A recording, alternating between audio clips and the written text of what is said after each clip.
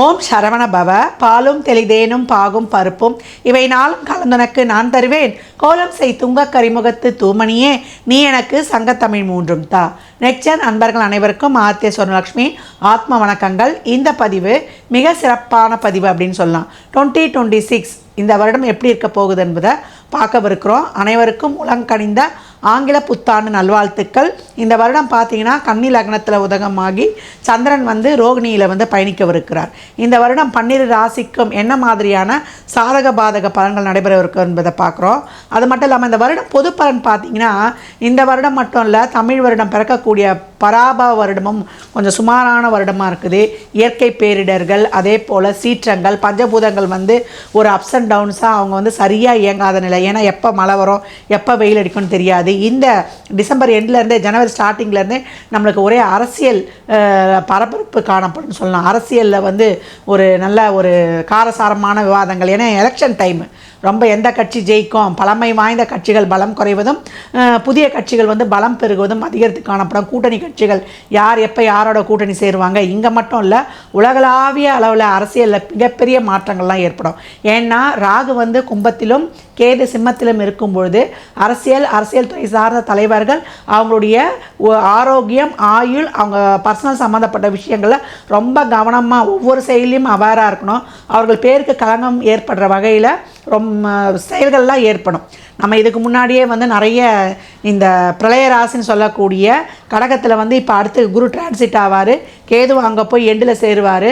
அந்த குரு அந்த இடத்துக்கு வரும்போதெல்லாம் மிகப்பெரிய மாறுதல்கள் நம்ம பார்த்துருக்குறோம். உலகளாவிய அளவுலையும் நம்ம நிறைய இந்த செலிப்ரிட்டிகளுடைய வாழ்க்கையில் மாற்றங்களும் ஏற்படும் அப்படின்னு சொல்லலாம். கலைத்துறை, ஆன்மீகத்துறை, அரசியல் துறை அப்படின்னு சொல்லிட்டு ஏற்கனவே பார்த்தீங்கன்னா ட்ரம்ப் என்ன போடுறாரு, யாருக்கு எப்போ வேலை போகும், யார் எப்போ வாழ்க்கையில் பொருளாதாரத்தில் பெரிய மாற்றங்கள் ஏற்படலாம் பார்த்துருக்கோம் உலகளாவிய அளவில்.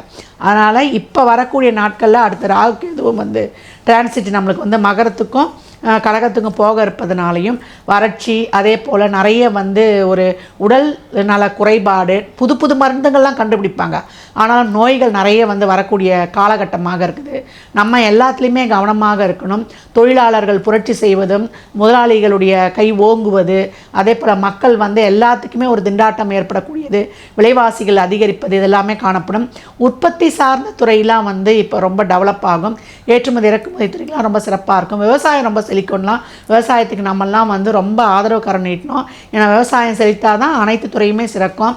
கால்நடை வளர்ப்புகள்லாம் ரொம்ப சிறப்பாகவே இருக்கும். இந்த காலகட்டம் இந்த கிரக மாறுதல்கள்லாம் நம்மளுக்கு ஒரு தாக்கங்கள்லாம் கொடுக்காமல் இருப்பதற்கு விவசாயிகளுக்கு நம்மளால் என்ற உதவிகளை செய்யணும். அப்போ கோ சம்ரக்ஷணம், பசுக்களுக்கு எவ்வளோக்கு எவ்வளோ நம்மளால் என்ற உதவிகள்லாம் செய்யும்பொழுது இந்த கிரக தோஷங்கள் நம்மளை ஒன்றுமே செய்யாது. இந்த ராகுக்கு இது டிரான்சிட்டில் போகிறது, சனி குரு இந்த பிரளய ராசியில் இருப்பதெல்லாம் அப்படின்னு சொல்லலாம். நிறைய விவசாயிகளுக்கு இந்த கருப்பாடுகளை வாங்கி கொடுக்கும்பொழுது நம்ம முன்னோர்களின் ஆசைகளை சிறப்பாக பெற்றுக்கொள்ளலாம். இனி 12 ராசிகளுக்குமான சிறப்பான பலன்களை துல்லியமாக தனித்தனி பதிவுகளாக காணலாம். பதிவுக்குள் போகலாம் வாங்க.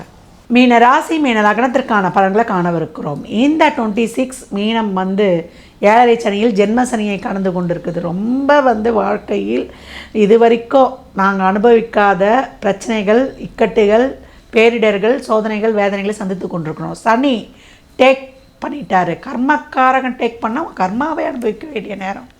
இதெல்லாம் ஒதுக்கெல்லாம் முடியாது. எது பிடிக்கலையோ, எது வேணான்றமோ தானாக தேடி வரும். மிகப்பெரிய சாதனையாளராக இருப்பீங்க, அறிவாளியாக இருப்பீங்க, திறமையுள்ளவராக இருப்பீங்க, 10 காசு போகாத ஒரு வேலையை செய்வீங்க. அந்த மாதிரி அமைஞ்சிரும்.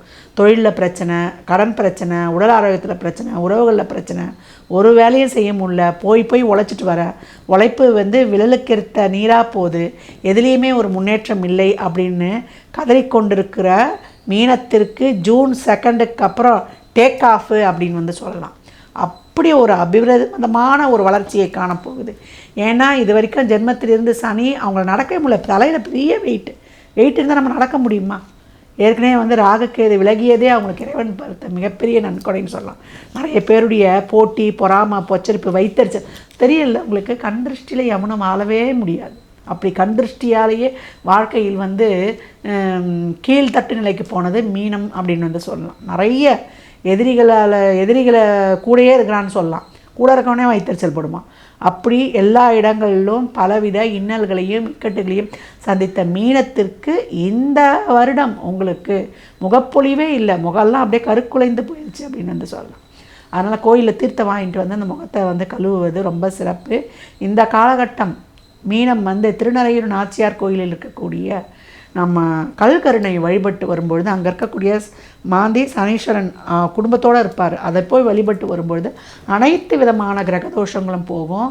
அதே போல் வியாழந்தோறும் மதியம் 1 to 2 ஒரு அன்னதானம் வாங்கி கொடுத்துருவது ரொம்ப சிறப்பு. அந்த அன்னதானத்தில் வந்து எலுமிச்சங்காய் ஊறுகாய், ஒரு இனிப்பு, ஒரு வாட்டர் பாட்டில் தண்ணி, மேலே வந்து ஒரு சில்லறை பணமும் வைத்து கொடுத்துருங்க. இது வரைக்கும் மீனத்திற்கு இருந்த அனைத்து விதமான தொழில் சார்ந்த பிரச்சனைகள் நீங்கிடும். மாணவர்களுக்கு நல்ல படிப்பு கல்வியறிவு கிடைச்சிடும். திருமண வாழ்க்கைக்கு பிரச்சனைகள்லாம் இருந்ததுன்னா மியூச்சுவல் அண்டர்ஸ்டாண்டிங்கோட அந்த பிரச்சனைகளை புரிந்து அப்படியே ஸ்டெப் பை ஸ்டெப்பாக கடந்து வந்துட போகிறீங்க.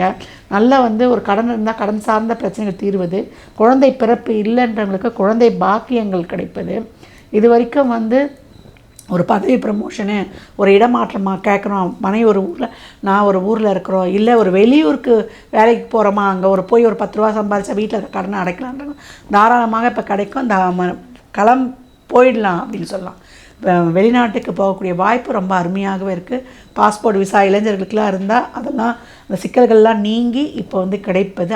உறவில் இப்போ ரிலேஷன்ஷிப்லலாம் இருக்கிறோம், காதல்லாம் இருக்கிறோன்றவங்களாம் பேசி எல்லாமே டிசம்பருக்குள்ளே முடித்து கொள்ள வேண்டியது, ஜான் டு டிசம்பருக்குள்ளே. அதற்கப்புறம் உங்களுக்கு கிரக மாறுதல்கள்லாம் வந்து மாறும். அதுக்கு முன்னாடியே இந்த வேலைகளை செய்வது ரொம்ப சிறப்பு. ஜான்லேருந்தே உங்களுக்கு அப்படியே படிப்படியாக கொஞ்சம் அப்படியே தெளிவுகள் பிறக்கும். நம்மளுக்கு என்ன நடக்குது, ஏது நடக்குது, எவ்வளோ நாள் என்ன தப்பு பண்ணோம் செஞ்சோன்றது அப்படியே நீங்கள் வந்து ரெக்டிஃபை பண்ணிக்கிட்டே வந்துடுவீங்க.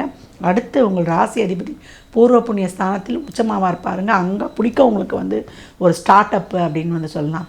இந்த காலகட்டம் அபிராமி அந்தாதியில் 75 40வது பாடலை வந்து நல்லா படிச்சுக்கோங்க. 24 27 75 40 இந்த ஆர்டரில் பண்ணுங்கள்.